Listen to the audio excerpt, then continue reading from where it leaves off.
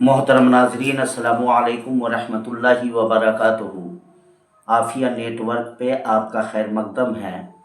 मैं उम्मीद करता हूँ कि सहायक उर्दू अनुवादक के जितने उम्मीदवार हैं सब लोग बखैर व आफियत होंगे, और मेरी दुआ भी है रब की बारगाह में कि अल्लाह तबारक व तआला सबको खैर व आफियत के साथ रखे।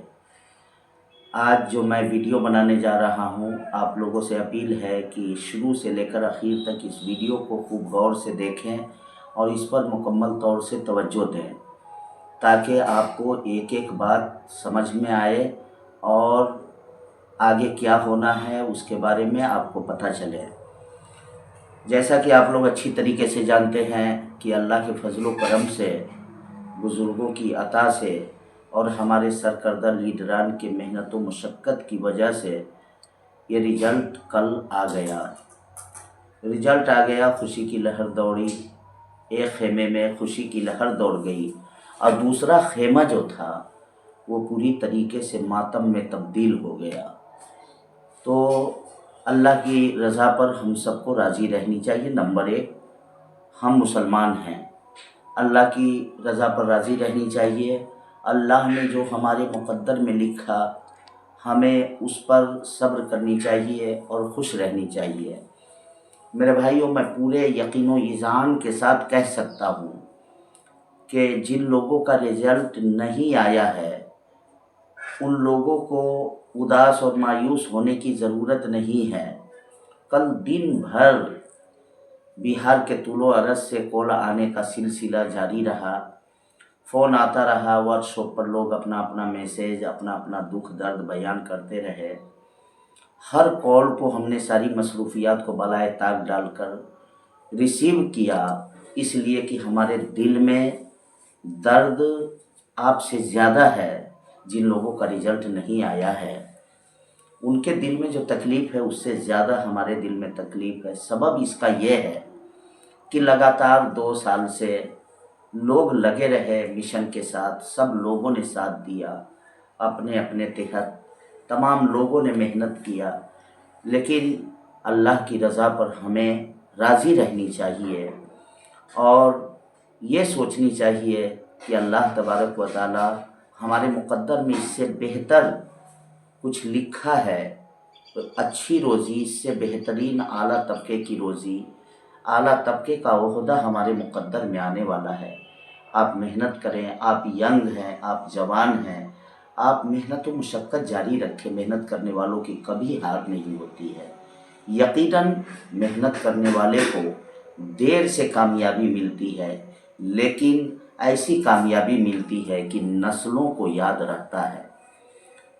माजी के लिए वो लोग नमूना अमल बन जाते हैं, उन लोगों की एक तारीख़ बन जाती है। आप लोग अपने अपने माँ के दूध का हक अदा कीजिए। असफलता जो है वो सफलता की दलील हुआ करती है। यानी अगर आज हम फेल हो रहे हैं तो कल आने वाले वक्त में बहुत बड़ी कामयाबी हमारा इंतज़ार कर रही है।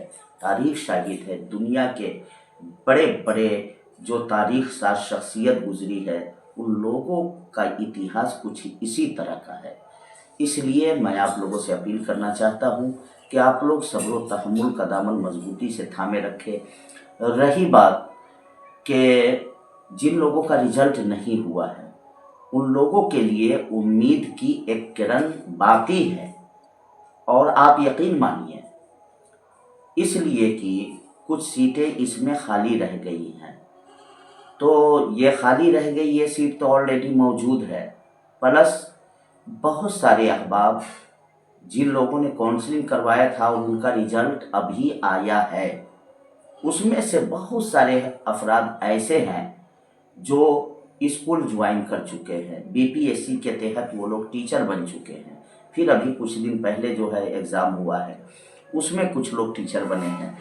तो ऐसे लोगों से मैं सबसे पहले उन लोगों से अपील करना चाहता हूँ जो टीचिंग लाइन में चले गए हैं, उनका जॉब हो गया है, वो लोग वहाँ से छोड़कर यहाँ ना आए। इसलिए कि आप अगर वहाँ छोड़ देंगे तो आपकी सीट पर किसी भाई को जगह तो मिल नहीं जाएगी, ऐसा तो होगा नहीं, बल्कि वो सीट खाली रह जाएगी। एक जगह ऑलरेडी आप नौकरी में हैं, अगर ये सीट आप छोड़ देते हैं, आप काउंसलिंग में नहीं जाते हैं, तो आपकी जगह पर सेकेंड लिस्ट जब जारी की जाएगी, हम लोग मुतालबा करेंगे हर हाल में सेकेंड लिस्ट भी। इसकी प्रक्रिया जब पूरी हो जाएगी तो हम लोग पूरी टीम के साथ आपके लिए कोशिश करेंगे, लड़ेंगे और सेकेंड लिस्ट निकलवाएंगे।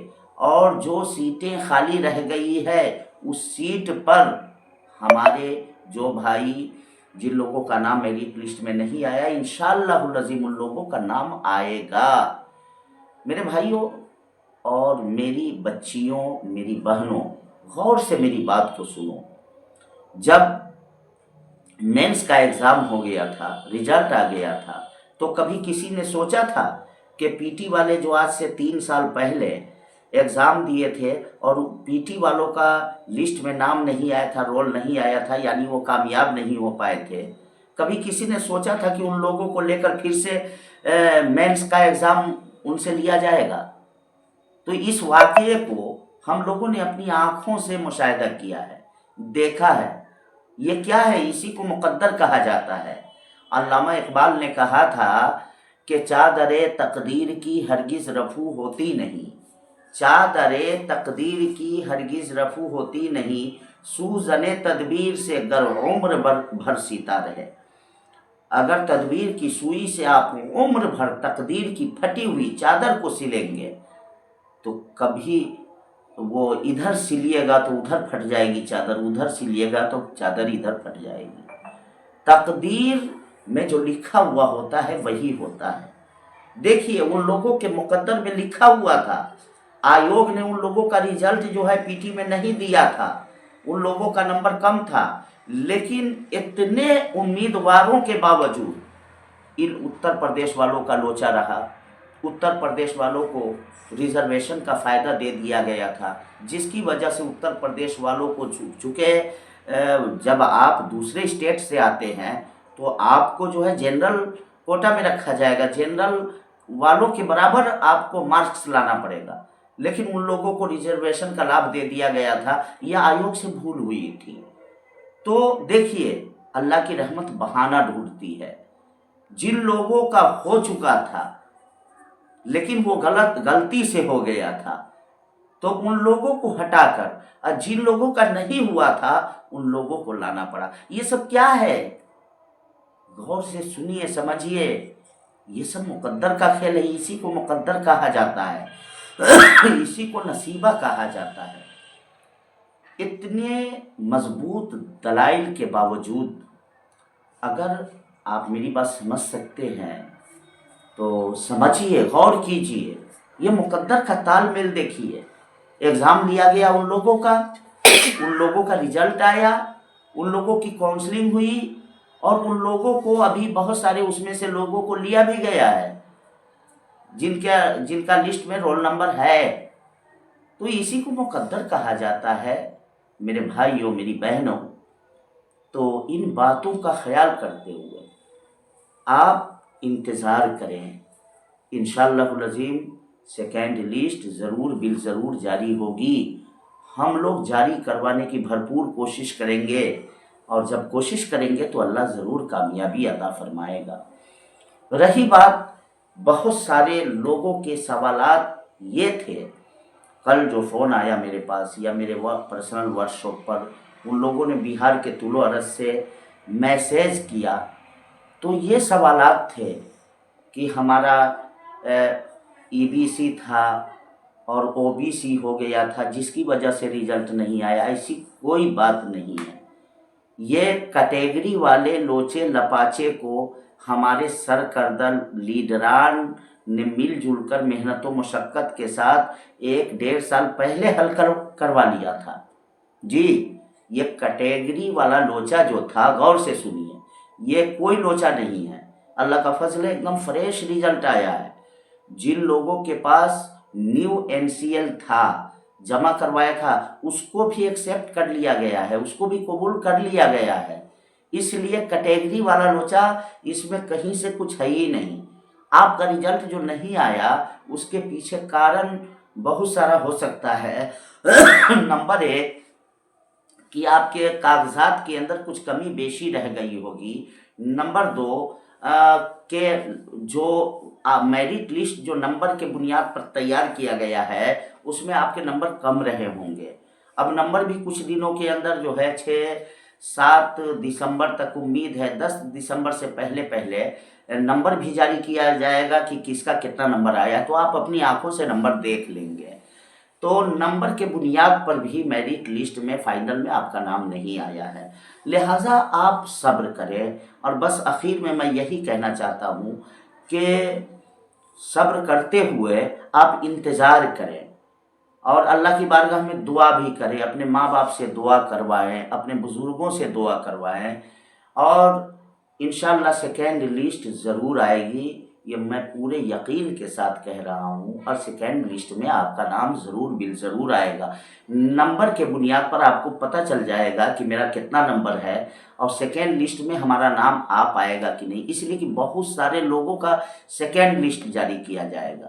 تو کہنے کا مطلب یہ ہے کہ آپ لوگ انہی باتوں کے ساتھ، ویڈیو لمبی ہو رہی ہے لہٰذا میں اپنی باتوں کو ختم کر رہا ہوں۔ اگلے ویڈیو تک کے لیے علاؤالدین رضوی کو اجازت دیجیے، اور اگر آپ میرے اس YouTube channel Afia network پہ پہلی مرتبہ آئے ہیں تو چینل کو ضرور سبسکرائب کروا لیں، اور اس ویڈیو کو زیادہ سے زیادہ شیئر کریں تاکہ زیادہ تر لوگ بھائیوں کے پاس یہ پیغام پہنچ جائے۔ السلام علیکم ورحمۃ اللہ وبرکاتہ۔ اللہ حافظ۔